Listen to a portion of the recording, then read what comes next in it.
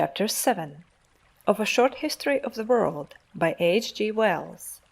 The First Birds and the First Mammals. In a few paragraphs a picture of the lush vegetation and swarming reptiles of that first great summer of life, the Mesozoic period, has been sketched. But while the dinosaurs lorded it over the hot selvas and marshy plains, and the pterodactyls filled the forests with their flutterings and possibly with shrieks and croakings, as they pursued the humming insect life of the still, flowerless shrubs and trees, some less conspicuous and less abundant forms upon the margins of this abounding life were acquiring certain powers and learning certain lessons of endurance that were to be of the utmost value to their race when at last the smiling generosity of sun and earth began to fade.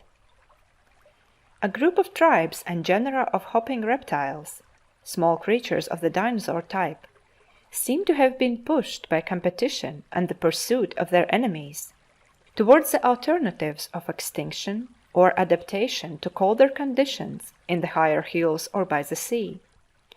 Among these distressed tribes there was developed a new type of scales that were elongated into quill-like forms and that presently branched into the crude beginnings of feathers. These quill-like scales lay over one another and formed a heat-retaining covering more efficient than any reptilian covering that had hitherto existed. So they permitted an invasion of colder regions that were otherwise uninhabited. Perhaps simultaneously with these changes there arose in these creatures a greater solicitude for their eggs. Most reptiles are apparently quite careless about their eggs, which are left for sun and season to hatch. But some of the varieties upon this new branch of the tree of life were acquiring a habit of guarding their eggs and keeping them warm with the warmth of their bodies. With these adaptations to cold, other internal modifications were going on that made these creatures the primitive birds, warm-blooded and independent of basking. The very earliest birds seem to have been sea-birds living upon fish, and their forelimbs were not wings, but paddles rather, after the penguin type. That peculiarly primitive bird, the New Zealand kiwi, has feathers of a very simple sort, and neither flies nor appears to be descended from flying ancestors.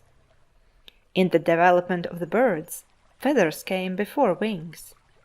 But once the feather was developed, the possibility of making a light spread of feathers led inevitably to the wing.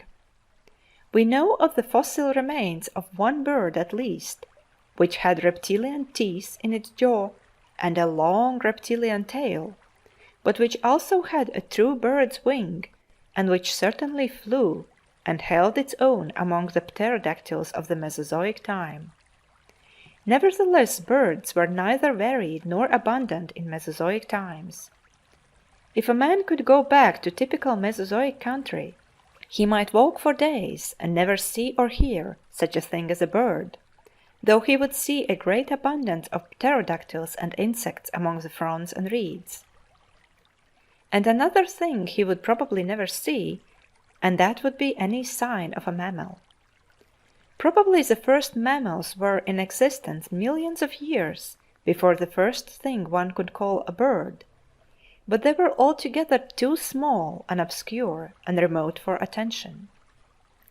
The earliest mammals, like the earliest birds, were creatures driven by competition and pursuit into a life of hardship and adaptation to cold. With them also the scale became quill-like and was developed into a heat-retaining covering, and they too underwent modifications, similar in kind, though different in detail, to become warm-blooded and independent of basking. Instead of feathers they developed hairs, and instead of guarding and incubating their eggs, they kept them warm and safe by retaining them inside their bodies until they were almost mature. Most of them became altogether viviparous and brought their young into the world alive. And even after their young were born, they tended to maintain a protective and nutritive association with them. Most, but not all, mammals today have mammae and suckle their young. 2 mammals still live which lay eggs and which have not proper mammae, though they nourish their young by a nutritive secretion of the underskin. These are the duck-billed platypus and the echidna. The echidna lays leathery eggs and then puts them into a pouch under its belly, and so carries them about warm and safe until they hatch. But just as a visitor to the Mesozoic world might have searched for days and weeks before finding a bird, so, unless he knew exactly where to go and look, he might have searched in vain for any traces of a mammal. Both birds and mammals would have seemed very eccentric and secondary and unimportant creatures in Mesozoic times. The age of reptiles lasted, it is now guessed, 80 million years. Had any quasi-human intelligence been watching the world through that inconceivable length of time, how safe and eternal the sunshine and abundance must have seemed, how assured the valuing prosperity of the dinosaurs and the flapping abundance of the flying lizards. And then the mysterious rhythms and accumulating forces of the universe began to turn against the quasi-eternal stability. That run of luck for life was running out. Age by age, myriad of years after myriad of years, with halts, no doubt and retrogressions, came a change towards hardship and extreme conditions, came great alterations of level and great redistributions of mountain and sea. We find one thing in the record of the rocks during the decadence of the long Mesozoic age of prosperity that is very significant of steadily sustained changes of condition, and that is a violent fluctuation of living forms and the appearance of new and strange species. Under the gathering threat of extinction, the older orders and genera are displaying their utmost capacity for variation and adaptation. The Ammonites, for example, in these last pages of the Mesozoic chapter, exhibit a multitude of fantastic forms. Under settled conditions, there is no encouragement for novelties. They do not develop, they are suppressed. What is best adapted is already there. Under novel conditions, it is the ordinary types that suffers, and the novelty that may have a better chance to survive and establish itself. There comes a break in the record of the rocks that may represent several million years. There is a veil here still, over even the outline of the history of life. When it lifts again, the age of reptiles is at an end. The dinosaurs, the plesiosaurs and ichthyosaurs, the pterodactyls, the innumerable genera and species of ammonite have all gone absolutely. In all their stupendous variety, they have died out and left no descendants. The cold has killed them. All their final variations were insufficient.